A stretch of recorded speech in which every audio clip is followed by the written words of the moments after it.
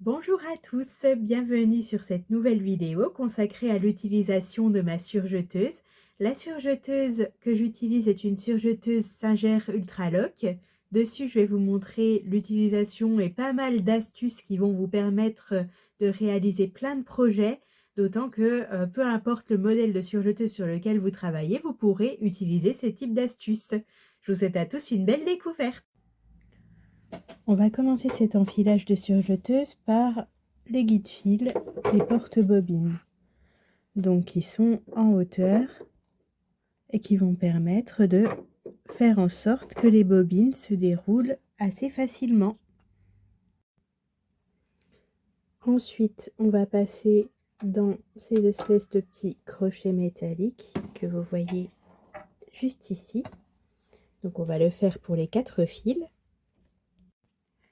Une fois que c'est fait, nos fils, ils sont guidés automatiquement vers leurs blocs tension respectifs.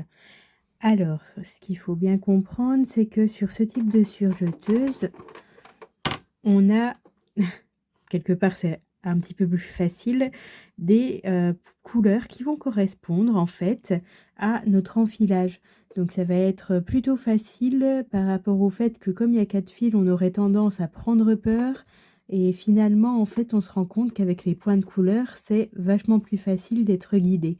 Donc là, l'idée sera de suivre soit l'ordre imposé par le schéma, soit d'aller de gauche à droite, ce qui est beaucoup plus facile puisqu'on peut enfiler d'abord jusqu'aux aiguilles, puis ensuite s'occuper des boucleurs qui sont peut-être un petit peu plus compliqués pour prendre le coup de main au démarrage.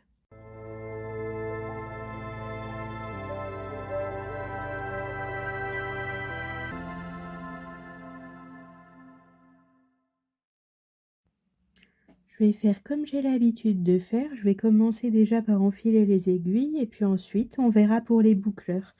Donc là, je commence par la première, celle qui est le plus à gauche, la bleue ici. Et je vais suivre bêtement et simplement les points de couleur. Donc la bleue qui correspond à l'aiguille B. Alors, s'il y a des difficultés à passer le fil dans le chat de l'aiguille, il y a la possibilité d'utiliser une petite pince. Puis de venir récupérer le fil à l'arrière de notre aiguille et venir comme ceci. Je vais m'occuper ensuite de celle qui est indiquée en vert, qui est le plus à droite. Voilà.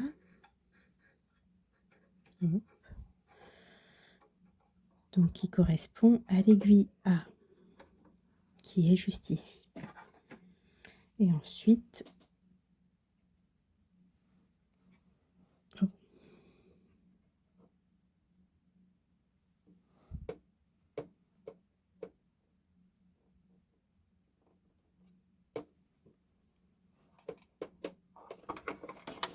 voilà. Une fois que c'est fait, je vais me concentrer sur les points de couleur en rouge pour enfiler mon premier boucleur. Alors, c'est super bien indiqué ici sur le côté. Et essayez de prendre l'habitude de le faire régulièrement, comme ça fera moins peur et ça vous permettra de prendre en main plus facilement votre surjeteuse. Quelle que soit la marque, l'enfilage il est à peu près similaire.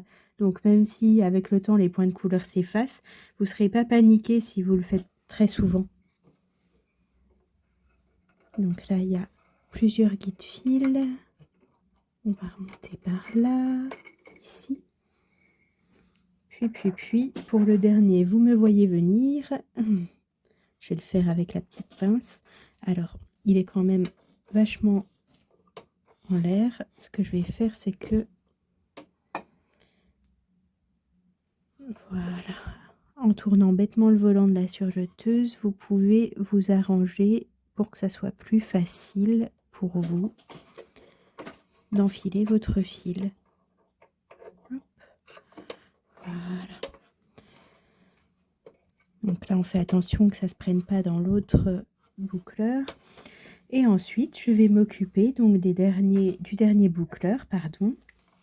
Donc les points de couleur sont en jaune. Alors c'est peut-être le moins évident, c'est pour ça qu'il est un petit peu plus détaillé que les autres à ce niveau-là. On va descendre assez bas dans la machine, puis remonter petit à petit.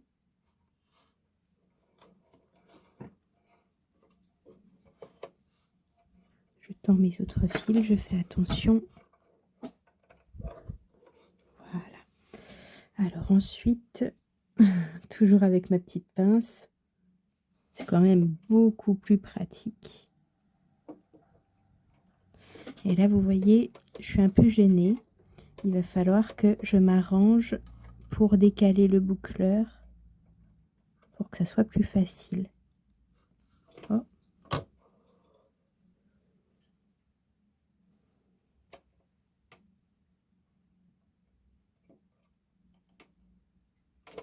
Voilà. Ok. Donc on met bien les fils correctement. Et c'est fini. Il n'y a plus qu'à. Donc je vais allumer la machine. Et puis ce que je vais faire, c'est que je vais abaisser le pied presseur de la surjeteuse et commencer à former une première petite chaînette. Ah, ça nous a réveillé le chat.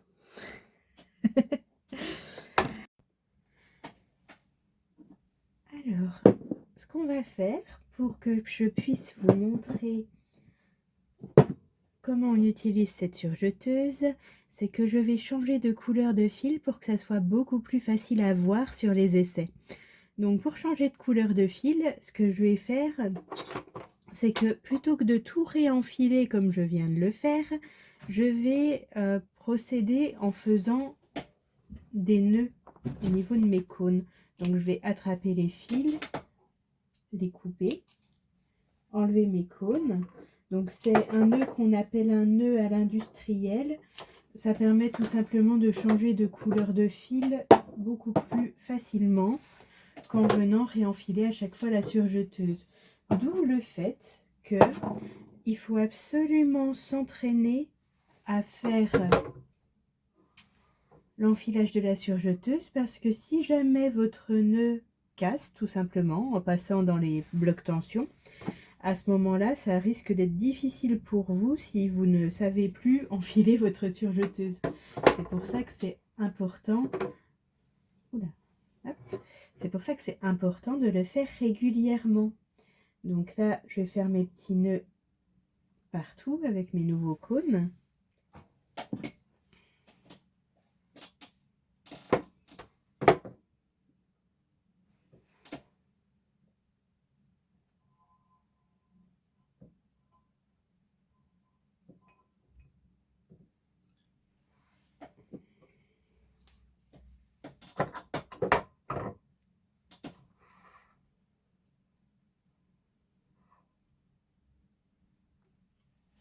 Voilà. Et une fois que mes nœuds sont faits, je vais pouvoir venir tirer sur mes fils, donc délicatement, hein, pour défaire déjà la petite chaînette que j'ai fait tout à l'heure. Donc je tire délicatement. Et là, on va y aller vraiment un fil après l'autre, hein.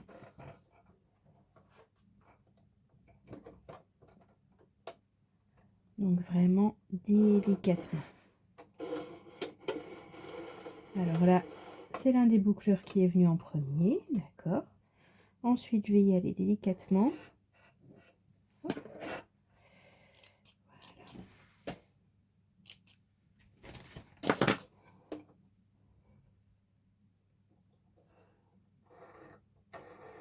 Voilà. Là, c'est un fil d'aiguille.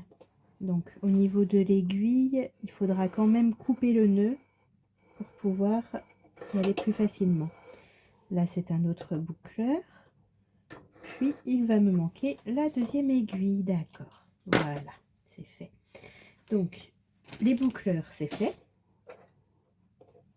Maintenant, moi, ce qu'il faut que je fasse, c'est venir tirer, hop, couper. Puis, au niveau des aiguilles, il va quand même falloir les enfiler de manière traditionnelle, puisque le nœud ne passera pas dans le chat de l'aiguille.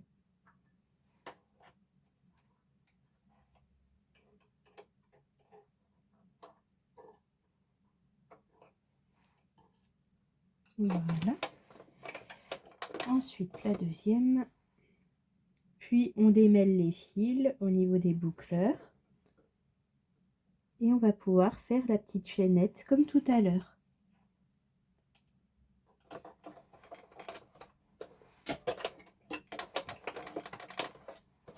Voilà. Alors.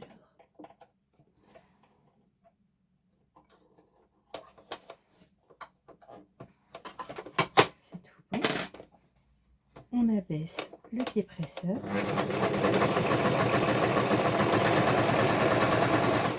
Puis on a formé notre petite chaînette. Pour notre premier essai, j'ai pris quelque chose de simple. J'ai pris un rectangle en jean. Donc les symboles que vous voyez ici symbolisent l'endroit du tissu et l'envers.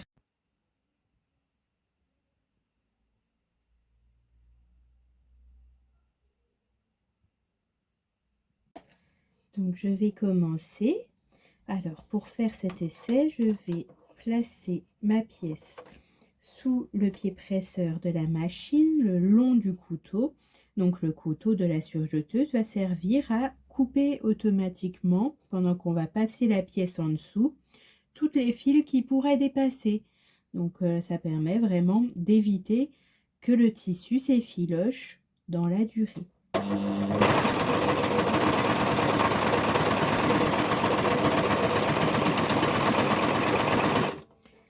Arrivé au bout de mon essai, je forme ma chaînette, puis je viens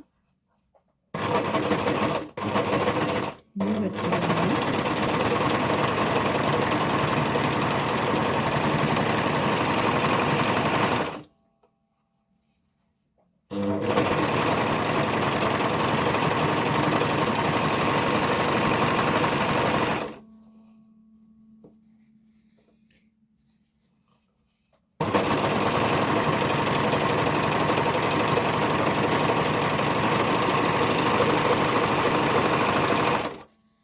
On laisse bien une belle petite chaînette se former derrière.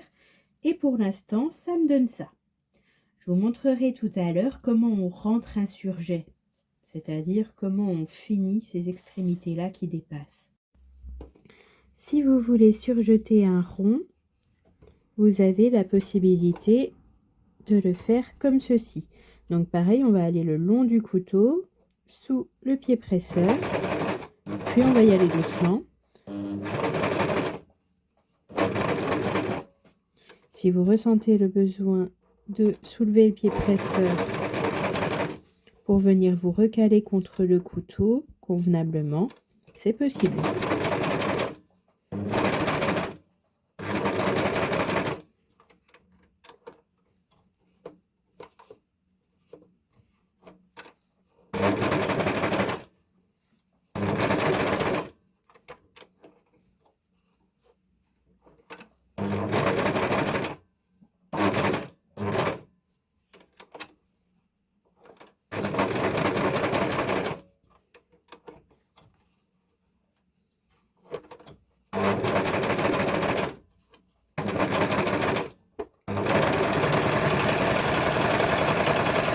Et là, vous avez vu le couteau, il avait automatiquement coupé le petit surjet qui dépassait la petite chaînette du démarrage.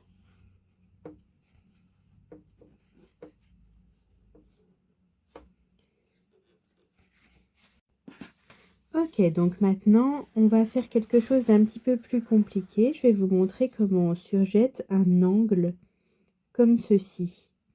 Alors, on peut prendre peur au départ de voir ce type de pièce, mais ça peut arriver sur les patronages les plus complexes qu'on ait besoin justement de surjeter ce type de forme.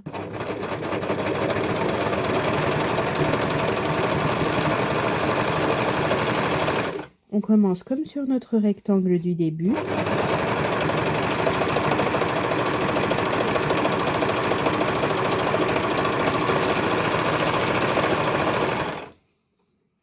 Donc on n'oublie pas de former sa chaînette avant de se retourner, hein, sinon ça ne fonctionnera pas.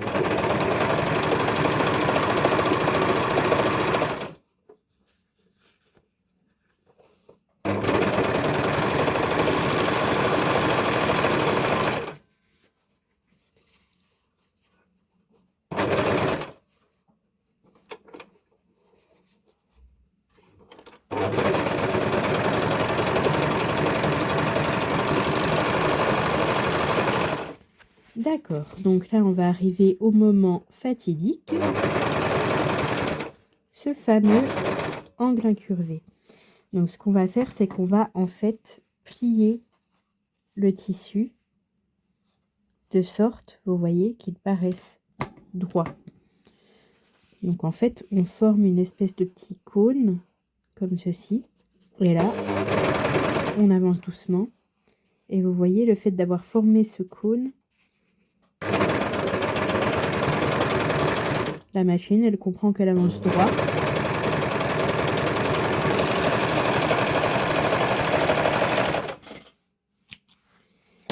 Et ça va vous donner quelque chose comme ça. Un petit coup de fer pour le faux pli. Et on est bon. Vous avez un angle incurvé sur l'intérieur. Ce qui vous donne pour le moment ceci. Alors là, je vais vous parler de quelque chose d'assez particulier. On a pas mal de finitions qui font propre et professionnelles qu'on peut faire à la surjeteuse, dont une qui peut ressembler fortement à ce qu'on peut faire avec une ourleuse recouvreuse. Pourquoi je parle de ça? Ce type de machine plutôt typée industrielle, elle est faite pour des finitions type ourlet de t-shirt par exemple. Et en fait, c'est une machine qui va entrecroiser 5 fils, voire 6, tout dépend, et qui va faire vraiment un effet surjeté et à la fois surpiqué. Donc là, pour faire ce type d'ourlet sans mettre le budget exorbitant qui va avec pour ce type de machine, je vais vous montrer quelque chose pour pouvoir avoir une belle finition au niveau de vos ourlets. Donc là, on va prendre notre textile sur l'endroit et je vais vous montrer comment on peut l'épingler pour le passer à la surjeteuse et faire une finition propre. Donc là, je suis sur l'endroit de mon textile et je vais venir replier avec la même valeur que l'ourlet, puis épingler de cette façon. Donc en fait, je suis déjà sur l'endroit et je replie l'endroit sur lui-même en quelque sorte.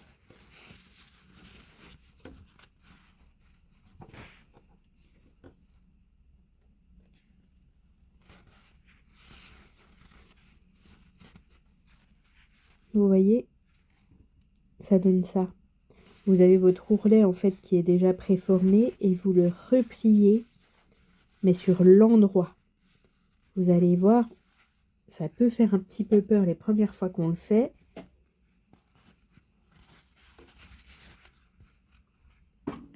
Il suffira d'éviter de trop rogner avec le couteau de la surjeteuse pour éviter d'avoir un ourlet qui soit un petit peu bancal.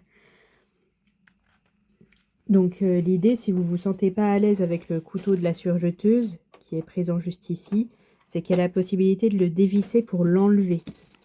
L'enlever, le changer, vous faites comme vous voulez. Mais vous pouvez travailler avec ou sans. Donc ce que je vais faire maintenant, vous voyez à quoi ça ressemble, c'est comme ça. Je vais venir positionner comme ceci et commencer à surjeter.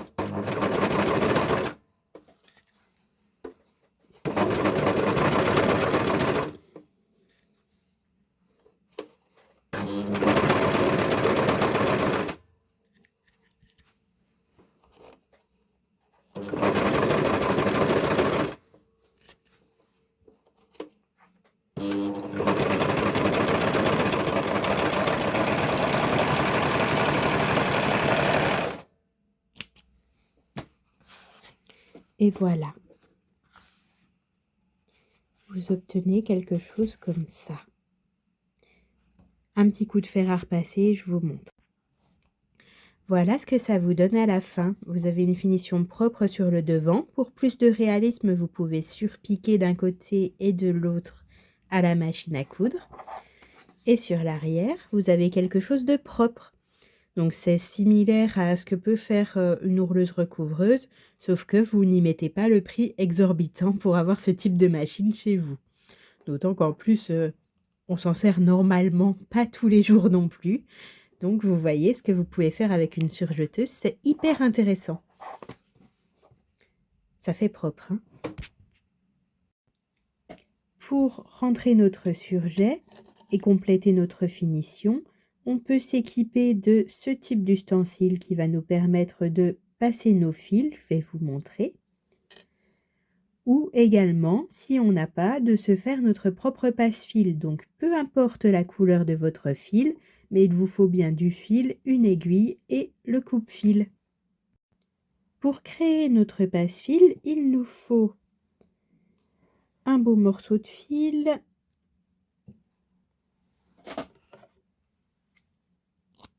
qu'on va venir couper. Puis ensuite, on va venir le plier en deux et ainsi avoir les deux extrémités au même endroit, que l'on va passer dans le chat de l'aiguille. Donc pas de panique, si vous avez du mal, n'hésitez pas à biseauter les fils ou éventuellement à mettre un petit peu de cire d'abeille dessus, ce qui permettra de les rigidifier et de rendre plus facile le passage des deux extrémités dans le chat de l'aiguille. Donc vous pourriez très bien travailler comme ça, mais l'idée c'est que là nos fils ils peuvent encore s'échapper. Donc je vais venir solidifier mon passe-fil pour pouvoir le réutiliser aussi souvent que possible en venant piquer dans les fibres de fil, donc comme ceci. Je prends mon temps, je vous montre. Donc on serpente, hein, 2 fois suffisent. La même chose avec l'autre extrémité.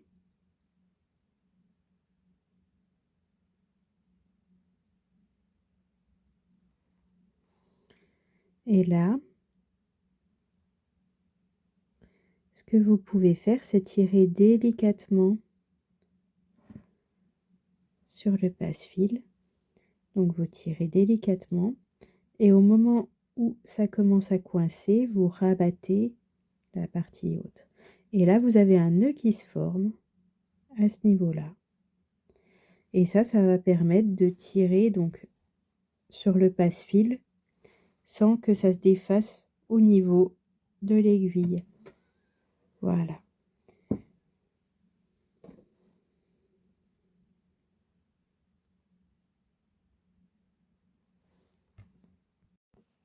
Pour avoir de belles finitions et rentrer notre surjet, dans un premier temps, on va venir couper nos petites chaînettes, laisser environ 1 cm. Puis ensuite, on va venir avec notre aiguille de passe-fil, donc on est bien sur l'envers du textile, c'est important. On va venir passer en dessous des fils blancs que voilà. On va venir tirer délicatement, puis faire entrer dans la boucle les fils qui correspondent au côté ici. Et là, on va répéter l'opération sur tous les côtés. Donc on est bien sur l'envers, hein. Ça va nous permettre d'avoir de très belles finitions au niveau de notre surjet. Comme ça, il n'y a rien qui dépasse et ça permet d'éviter que le tissu ne s'effiloche.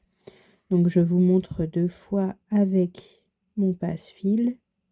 Je viens bien vous voyez passer en dessous des fils blancs ici, sur environ 1 centimètre. Donc on essaye de ne pas piquer dedans, hein. Voilà. Puis ensuite, je viens passer mon surjet dans la boucle et je tire. Vous voyez, ça permet au surjet de glisser sous les fils blancs et de finir le surjet comme il faut. Donc ça nous donne vraiment quelque chose comme ça sur l'envers. Puis sur l'endroit, donc ça ne s'effiloche pas. Tout est bien arrêté comme il faut. Donc pour arrêter votre surjet, vous avez aussi la deuxième option qui est de se servir de votre petit passe-fil en fer. Donc mettez-vous toujours bien du côté envers de la pièce. Venez bien passer la petite tige en fer. Donc on va aller plutôt, vous voyez, de l'intérieur vers l'extérieur. Alors que au contraire, votre aiguille, elle va passer du coin sur l'intérieur. Donc ici, on passe, on vient mettre nos fils dans la petite boucle en fer du passe-fil. Puis on vient délicatement tirer. Et voilà. Donc vraiment, voilà le type de finition qu'on peut avoir avec une surjeteuse. Voilà tout le monde, merci beaucoup d'avoir regardé cette vidéo sur l'utilisation de la surjeteuse. J'espère que les astuces que j'ai nommées vous seront utiles au quotidien, en sachant qu'elles sont valables évidemment, peu importe la marque de surjeteuse que vous utilisez. N'hésitez pas à en discuter dans les commentaires et d'ici là, je vous retrouverai avec d'autres vidéos, d'autres créations qui, j'ose espérer, vous plairont. Je vous souhaite à tous une excellente journée.